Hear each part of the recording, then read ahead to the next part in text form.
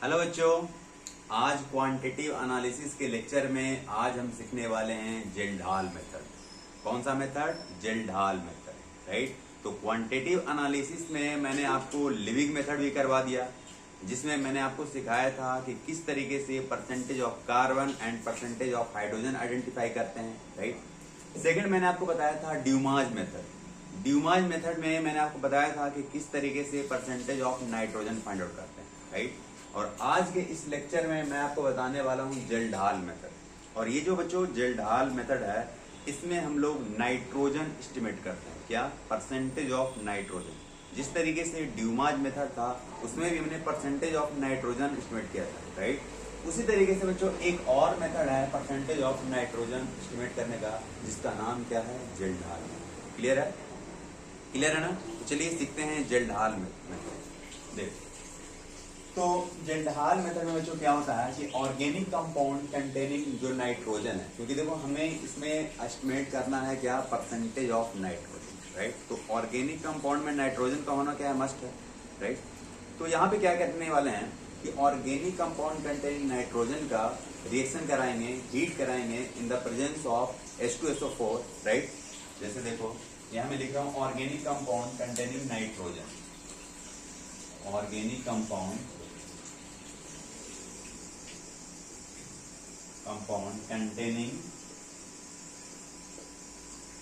containing nitrogen. इसको reaction कराएंगे किसके साथ? H2SO4 के साथ, ठीक है, इन the presence of CuSO4 copper sulphate. Clear है ना?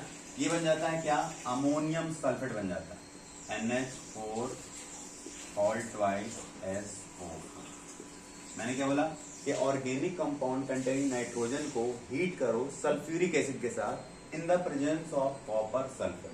क्या? In the presence of copper sulphate. ये क्या बन जाएगा? अमोनियम सल्फेट बन जाएगा। क्लियर है ना बच्चों? इसके बाद क्या करते हैं? इसके बाद NaOH के साथ रिएक्शन करते हैं। किसके साथ? NaOH के साथ, ठीक है। तो जैसे ही हम NaOH के साथ रिएक्शन करते हैं, ये कन्वर्ट हो जाता है किसमें? अमोनिया। साथ में कन्वर्ट हो जाता है किसमें? सोडियम सल्फेट में, Na2SO4। और साथ में कन्वर्ट हो जाता है किसमें बच्चों? वाटर। क्लियर है ना? ये जो अमोनिया बन रहा है, यहीं से हम लोग क्या डिटरमाइन करेंगे? Percentage of nitrogen. क्लियर है ना? चलो देखो एक और चीज अगेन, अगर हम बात करें फॉर मोर प्यूरिफिकेशन। क्या? For more purification. तो यहाँ पे एक पॉइंट लिख रहा हूं, for more purification, for more purification. For more purification के लिए बच्चों क्या करने वाले हैं? ये जो अमोनिया बना है यहाँ पे, उसका रिएक्शन कराएंगे किसके साथ? सल्फ्यूरिक एसिड के साथ। समझिए ध्यान से, ये जो NH3 है इसका रिएक्शन मैं करवाने वाला हूँ H2SO4 के साथ। ये बन जाता है क्या? Ammonium sulphate. ये क्या बन जाता है? अमोनियम सल्फेट, ठीक है। ध्यान देना बच्चों, आज के इस लेक्चर में मैं आपको ये भी बताने वाला हूँ कि जेल्डाल मेथड कहाँ पे होगा, कहाँ पे नहीं होगा। मतलब कहने का मतलब ये है कि जेल्डाल टेस्ट कहाँ पे पॉजिटिव होगा और कहाँ पे क्या होगा? नेगेटिव होगा। क्लियर है ना? तो देखो ध्यान से, यहाँ पे क्या बन गया? अमोनिया का रिएक्शन हमने करवाया सल्फ्यूरिक एसिड के साथ, ये बन गया क्या? Ammonium sulphate. क्लियर है ना? अब समझना ध्यान से, मैं आपको बताता हूँ किस तरीके से परसेंटेज ऑफ नाइट्रोजन डिटरमाइन करें। क्लियर है? इसमें कुछ अजम्पशन है।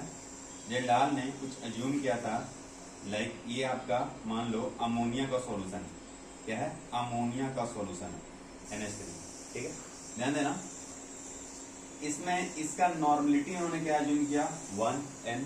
और इसका जो वॉल्यूम है वो अज्यूम किया कितना? 1 लीटर, ठीक है। क्लियर है ना? अब मुझे एक बात बताओ, अगर मैं आपसे पूछूं कि नॉर्मलिटी का फॉर्मूला क्या होता है? What do you mean by normality? बताओ क्या बोलते हो? Normality equals to number of gram equivalent, right, divided by volume of solution in litre. Clear है ना?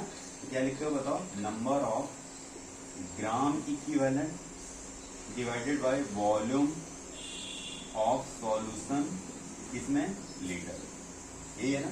तो नॉर्मलिटी इसने कितना अज्यूम किया था? 1। ये 1 है, equals to number of gram equivalent. What do you mean by number of gram equivalent? Mass divided by equivalent mass, right. तो मास मान लो, चलो मास की जगह पे मैंने मास ही लिख दिया, divided by equivalent mass, right. तो इक्विवेलेंट मास क्या होता है बच्चों? Molecular mass divided by n factor, right?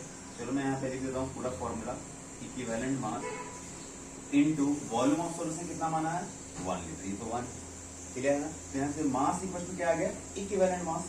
ध्यान से देखिएगा, जो मास ऑफ अमोनिया आ गया वो क्या आ गया? इक्विवेलेंट मास के बराबर, ठीक है? अब इक्विवेलेंट मास क्या होता है बच्चों? Molecular mass divided by n factor, right?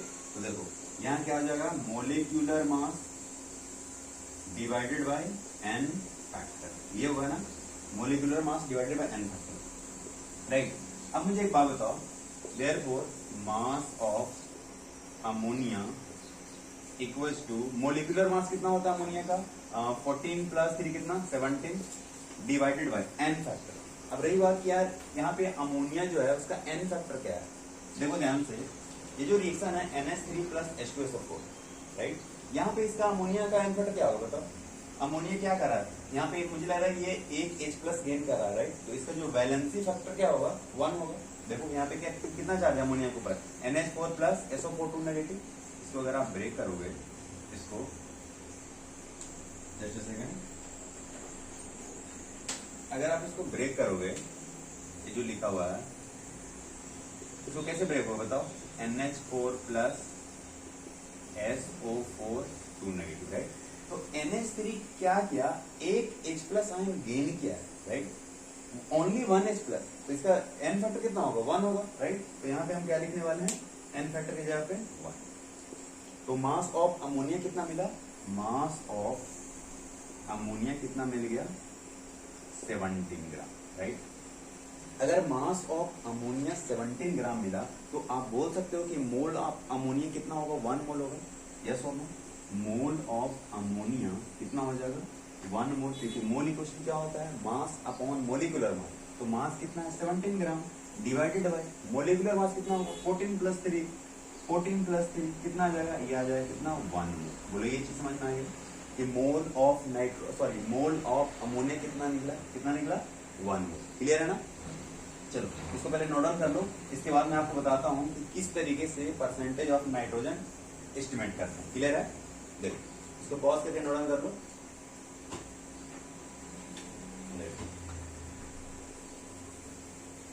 तो यहाँ पे mole of nitrogen mole of ammonia कितना आ गया है? 1 मोल, राइट? देखिए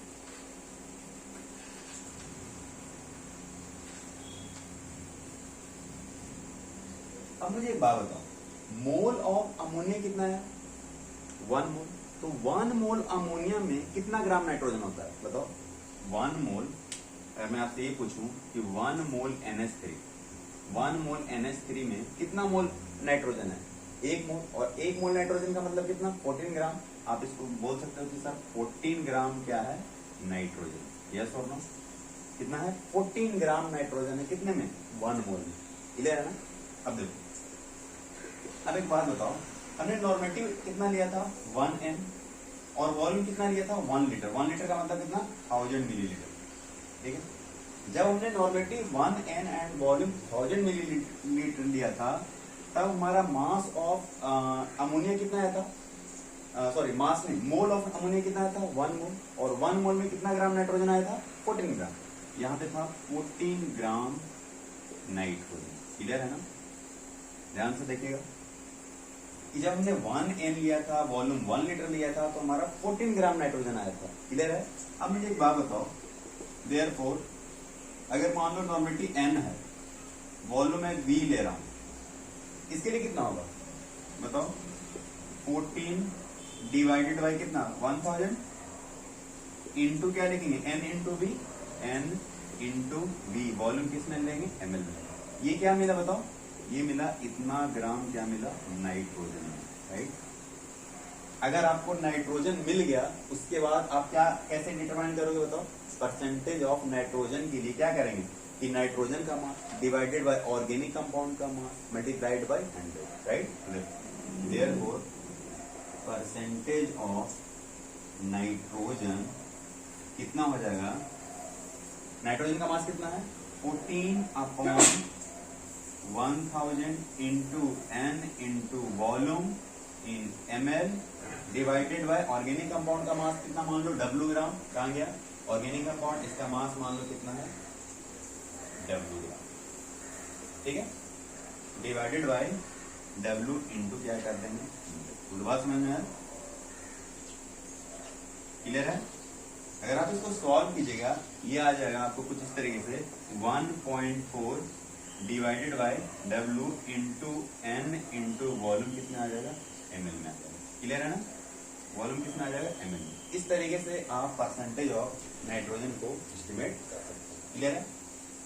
अब आप इसको नोट डाउन करो, इसके बाद मैं आपको बताता हूं कि जेल्डाल मेथड कहां पे अप्लाई नहीं होता, क्लियर है ना। चलो जल्दी से नोट डाउन करो, देखिए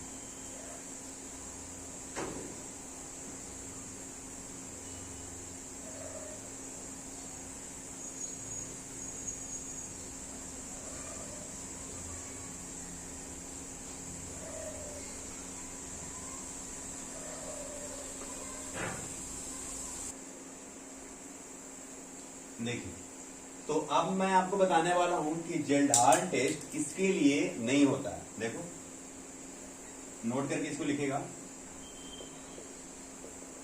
जेल्डाल test, Kjeldahl test is not given by, पहला तो ये हो गया कि अगर नाइट्रो कंपाउंड है, क्या नाइट्रो कंपाउंड, नाइट्रो कंपाउंड का मतलब क्या, NO2 ग्रुप वाला होगा। अगर NO2 ग्रुप वाला होगा उसके लिए जेल्डाल टेस्ट नहीं होता है, आई मीन जेल्डाल टेस्ट क्या होगा, नेगेटिव होगा। सेकंड जो है वो होता है azo type compound, azo type compound.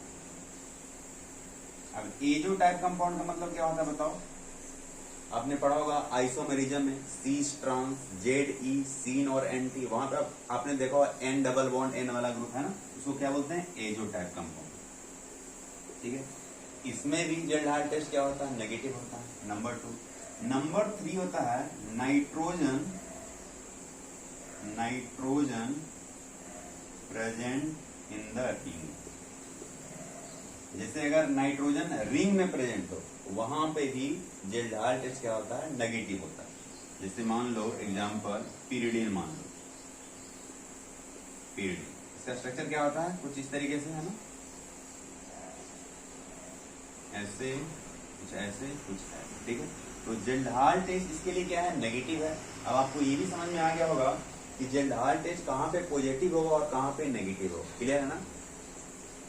लेकिन आपका फिर भी डाउट होगा कि वो सब ठीक है, जेल्डाल टेस्ट नाइट्रो कंपाउंड के लिए क्यों नहीं होता है, जेल्डाल टेस्ट एजो टाइप कंपाउंड के लिए क्यों नहीं होता है, और जेल्डाल टेस्ट नाइट्रोजन अगर रिंग में प्रेजेंट होता है उसके लिए क्यों नहीं होता, राइट। देखो होता ये है कि अगर नाइट्रो कंपाउंड होगा, अगर एजो टाइप कंपाउंड होगा, या फिर क्या होगा, अगर नाइट्रोजन रिंग में प्रेजेंट होगा, उस केस में हम जब इसका रिएक्शन सल्फ्यूरिक एसिड के साथ करवाते हैं तो यहाँ पे अमोनियम सल्फेट नहीं बनता, और अगर अमोनियम सल्फेट नहीं बनेगा हम बोल सकते हैं कि उसके बाद अमोनिया नहीं बनेगा, और अगर अमोनिया नहीं बनेगा तो हम किस तरीके से परसेंटेज ऑफ नाइट्रोजन डिटरमाइन करेंगे, बोल बात समझ में आया। तो जेल्डाल टेस्ट कहाँ पे नेगेटिव होता है और क्यों नेगेटिव होता है ये क्लियर हो गया, क्योंकि यहाँ पे ये जो नाइट्रो कंपाउंड है, जो एजो टाइप कंपाउंड है, या फिर जो रिंग में जो नाइट्रोजन है वो अमोनियम सल्फेट प्रोड्यूस नहीं करते हैं, क्लियर है। और अगर अमोनियम सल्फेट नहीं बनाएंगे मतलब अमोनिया नहीं बनाएंगे, और अमोनिया अगर नहीं बनाएंगे तो हम परसेंटेज ऑफ नाइट्रोजन डिटरमाइन नहीं करते, क्लियर हो गया। तो जेल्डाल टेस्ट क्या होता है ये समझ में आ गया, इसको नोट डाउन करो, उसके बाद मैं आपको बताता हूं कि इसके ऊपर किस तरीके से जेईई में क्वेश्चन पूछा गया, क्लियर है। नोट डाउन करो जल्दी से, देखिए तो जेल्डाल मेथड समझ में आ गया। अब हम इसके ऊपर एक PYQ करेंगे जो जेईई मेंस में पूछा गया है, किसमें 2022। देखो क्वेश्चन को रीड करो पहले एक बार, क्या बोल रहा है कि Kjeldahl method was used for the estimation of nitrogen, very good है ना, in an organic compound, okay, the ammonia evolve, क्या, the ammonia evolve from 0.55 gram of the compound neutralise 12.5 ml of 1 molar H2SO4, okay, the percentage of nitrogen in the compound is, क्या होगा, clear है ना? देखो सबसे पहली बात मुझे एक बात बताओ, यहाँ पे मास ऑफ ऑर्गेनिक कंपाउंड कितना गिवन है? 0.55 ग्राम, राइट? तो W का वैल्यू कितना मिलेगा आपको? 0.55। क्लियर है ना? अब मुझे एक बात बताओ, यहाँ पे वॉल्यूम कितना है? 12.5। वॉल्यूम कितना है? 12.5 ml। नॉर्मलिटी कितना होगा बताओ? नॉर्मलिटी इक्वल टू आपको पता है ना, मोलारिटी इंटू क्या होता है? N factor. तो मोलारिटी गिवन है ना क्वेश्चन में, कितना है? 1 मोलर, ये हो गया 1 इंटू एन फैक्टर कितना होगा बताओ? एन फैक्टर H2SO4 का, H2SO4 is a dibasic acid, n factor कितना होगा? 2 होगा। तो यहाँ पे क्या लिखेंगे? 2। तो नॉर्मलिटी कितना आ गया? 2।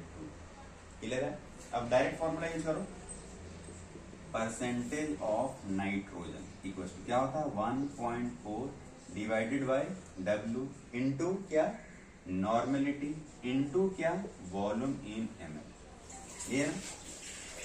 तो बताइए 1.4 डिवाइडेड बाय W कितना है? मास ऑफ ऑर्गेनिक कंपाउंड 0.55 ग्राम, 0.55 ग्राम, ठीक है? इंटू नॉर्मलिटी का वैल्यू कितना है? 2 है। क्लियर है? इनटू वॉल्यूम कितना है? 12.5 ml। क्लियर है? इसको आप सॉल्व करोगे, इसका वैल्यू आ जाएगा अराउंड 64%। कितना आ जाएगा? 64%। क्लियर है? तो बताओ कितना क्वेश्चन आसान था कि जेल्डहाल मेथड में एक सिंपल सा फॉर्मूला था परसेंटेज ऑफ नाइट्रोजन डिटरमाइन करने का। क्या था कि 1.4 divided by W into n क्या था? नॉर्मलिटी इंटू V क्या था? Volume in ml। इस तरीके से आप जेल्डहाल मेथड के through percentage of nitrogen estimate कर सकते हो। बोलो जेल्डहाल मेथड समझ में आ गया होगा ना? क्लियर है? चलो मिलते हैं अगले वीडियो में, तब तक के लिए टाटा बाय बाय।